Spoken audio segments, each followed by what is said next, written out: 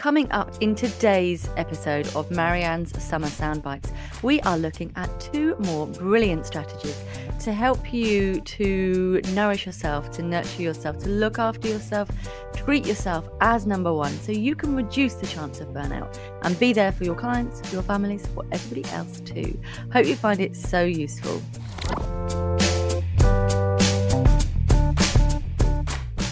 If you're looking to become a psychologist, then let this be your guide. With this podcast at your side, you'll be on your way to being qualified. It's the Aspiring Psychologist podcast with Dr. Marianne Trent.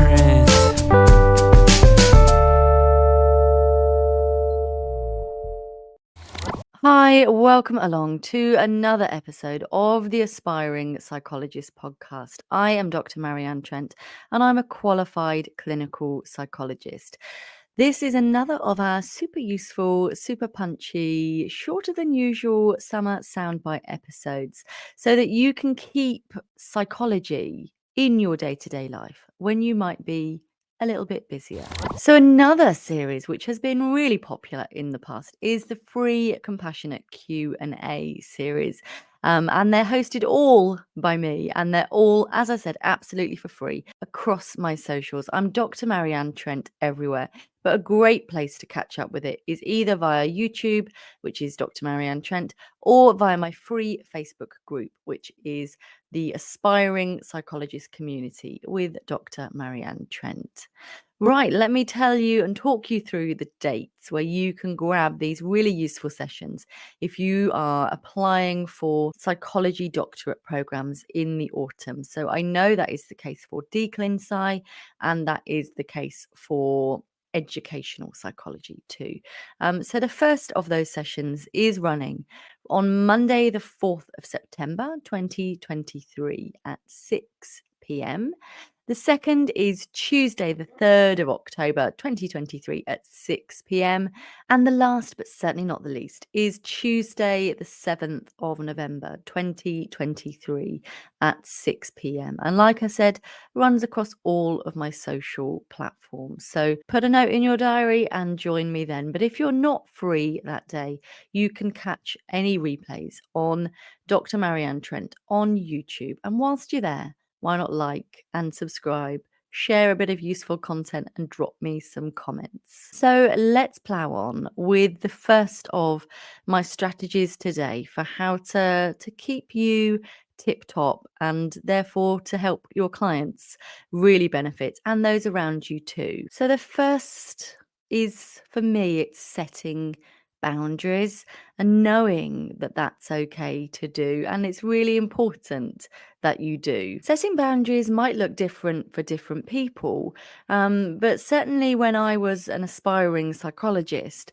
it meant sometimes that I was having to work a little bit later in order to get reports ready for the next day's ward round or the next day's care planning meetings. But I was on a system where Flexitime was possible as well. So I could still choose to come in at the same time the next day, but I could then log any extra time spent 15 minutes and over doing additional duties. I could then take that back either just straight away the next day, or I could save it up and take it as a bit of a longer chunk to have a bit of a morning off or to finish early one afternoon too. Clearly, you're going to need to discuss that with your line manager and with your supervisor. And if that's not the policy in your department, then you might just need to be really boundaried about your time, about your start and your finish times, and make sure that you're not adding too much to your plate to do in any particular day. And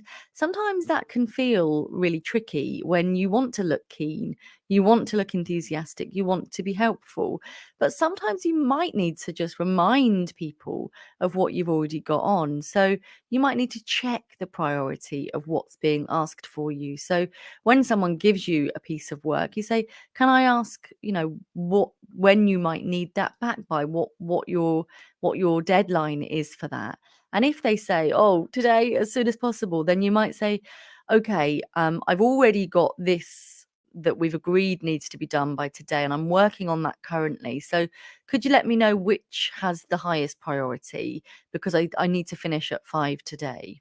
And then, you're leveling with them that there's only one of you, and that is honestly okay to do. It might take a little bit of a practice. It might take talking this through in the mirror, but that's okay.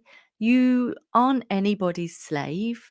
We certainly don't get paid well enough to work 24/7 around the clock. And actually, when we try to do that, we recognize that we start to feel pretty jaded. We start to feel pretty tired, and we're no use to ourselves, and we're certainly no use to the service. And before you know it, you're looking for new jobs because you're working too hard and it's not working for you, and it's likely not working for them. You might find that you're dropping all sorts of balls all over the place. And I know in May last year, when we spoke to Rose Dunstan for the podcast, which was way back in episode 25, she introduced us to the idea of glass and rubber balls, with the idea that we could afford to drop some rubber balls, but we probably couldn't and shouldn't be planning on dropping the glass ones because they're too important. And that's been a really helpful idea to myself, but also to a number of clients I've worked with as well. So if you're listening to this, thank you so much, Rose, and hope that it's all going well with you. So yeah, it might be helpful for you in your work capacity or in your study capacity for that matter, and maybe even in your personal capacity, to think about which of your priorities and which of the concerns in your life are rubber balls, those you can afford to place down or to leave unattended or to just let drop, and which are glass balls, those which you can't. So yeah, let me know what you think. Do come along to the Aspiring Psychologist community or any of my social media posts and discuss this with me. What are your glass balls? What are your rubber balls, so to speak? Right, let's pause here for a quick break, and I'll be back along to talk through our next of our top tips for reducing burnout and keeping you vibrant.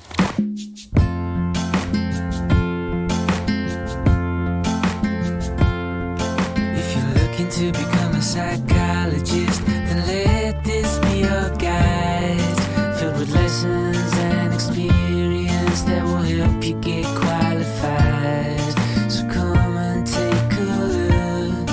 It's right here in this book. It's the Clinical Psychologist Collective. It's the Clinical Psychologist Collective.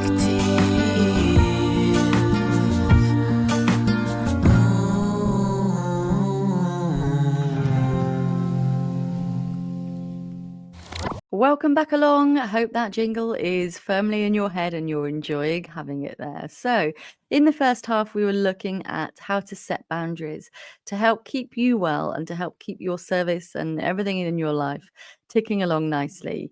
Now we're going to look at the second of our Marianne's Summer Soundbite topics for the day. Next, we are looking at the importance of seeking support and supervision.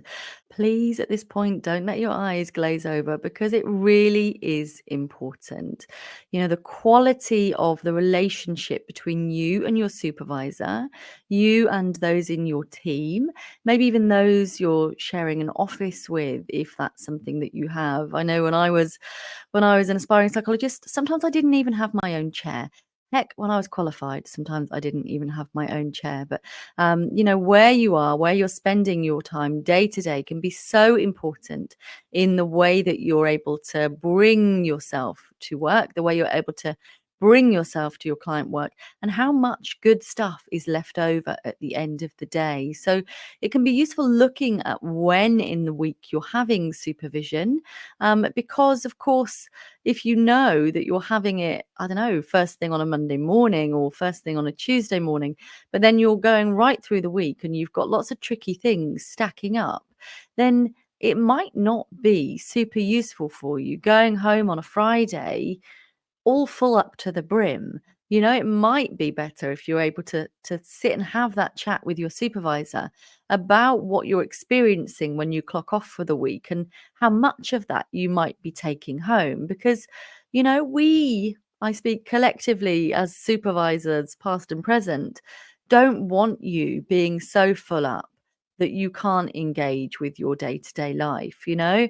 I really would like for you to be able to do your job well whilst you're there, but then leave it there, you know, leave it in the phone, leave it in the spreadsheet, leave it in your laptop. Don't bring that home with you because it's going to really affect your window of tolerance. It's going to make it terribly thin, terribly little, not much jam in the sandwich. And yeah, before you know it, you're going to be struggling with lots and lots of things. So making sure that you're contained. And that is something that I got much better at doing as as my career advanced. I found myself being able to kind of think about clients as and when I wanted to, either in a mindful way or because something I was doing or listening to or thinking of reminded me of them. But it felt pleasant to have them there. It wasn't like it was pressing down on me and feeling really heavy or that they were unwelcome in some way. So, yeah, it can be really useful to think about the timing of your supervision. But also, something I've really benefited from is the wisdom and the knowledge and the expertise of others in the team who might not even be psychologists. Not to make it sound like psychologists are the be all and end all, but of course, this is an aspiring psychologist podcast. So you've got to give me a little bit of leeway there. If you have time in your diary, especially at the beginning of a job, it can be wonderfully enriching and rewarding to shadow other members of the team, or even to ask if you could, after you've shadowed a few, you know, run a session together, run an assessment together, or go and help out at a therapy group. Because you'll learn so much, but also you'll be able to bring and offer your unique skills and talents. And do bear in mind the supervision shaping tool, which is available from my website, and people have said they've been finding really useful. You can download that for yourself by going to the link in the show notes or the post description. But in case you're listening, you don't have a pen, it's www.goodthinkingpsychology.co.uk/supervision. So that is it for Marianne's Summer Soundbites for today. Hope you found it useful. Thank you so much for being part of my world. Please do subscribe, like, share, comment, tell your friends about us, share us on your socials. Thank you so much for being part of my world. And I'll be back along with the next episode of the Aspiring Psychologist podcast from Monday at 6 a.m. Take care.